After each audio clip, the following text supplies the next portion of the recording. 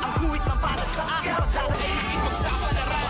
sa mga katatan ang pinagulat kaya naman check saga.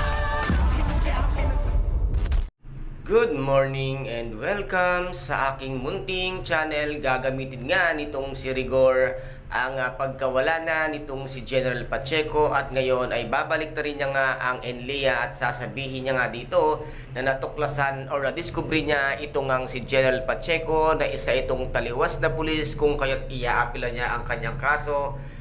At paniniwalaan nga siya ng NLEA dahil wala na nga itong si General Pacheco upang ipagtanggol ang kanyang sarili sa kasinungalingan ngang gagawin nitong si Rigor kung kaya't dito nga ay magtatagumpay si Rigor at makakabalik siya sa serbisyo at ito ang kanyang gagamitin upang tugisin nga itong si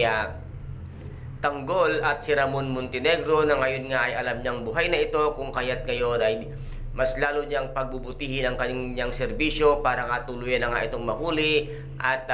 masugpo ang isa sa pinakamalaking drug lord nga dito sa kanilang lugar sa Quiapo. Ngunit hindi nga magtatagumpay itong si Rigor dahil magsasanib puwersa na ang pinakamagaling at pinakamatapang sa buong Quiapo ang mag-amang Tanggol at itong ang si Ramon. Ngunit ang gagawin nga dito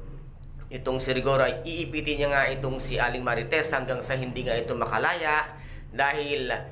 tapilit niyang aalamin kung saan nga nakatira itong si Ramon at itong ang si Tanggol kung kaya't ngayon ay walang kalam-alam itong si Rigor na ang lahat nga ng koneksyon nitong ang si Ramon Montenegro ay kanyang gagamitin upang tuluyan ngang makalaya itong si Aling Marites at dito naman ay tuluyan na rin ipapakilala nitong ang si Ramon Montenegro ang kanyang nag-iisang anak at tagapagmanang walang iba kung hindi si Tanggol Jesus Nazareno Montenegro sa lahat ng kanyang pinakamalalaking mga kasosyo sa negosyo kung kaya't dito ay tatangkilikin nilang itong si Tanggol na magiging hari ang bagong hari ng Quiapo. Kaya guys, ito po ang ating pakaabangan sa mga susunod na episode dito nga sa FPJ ang Batang Quiapo. At kung nagustuhan po ninyo ang aking videos for today, paki-subscribe na lamang po ng aking channel, paki-like and share para maging update kayo sa lahat ng gagawin kong videos. Maraming salamat po. Ingat, God bless and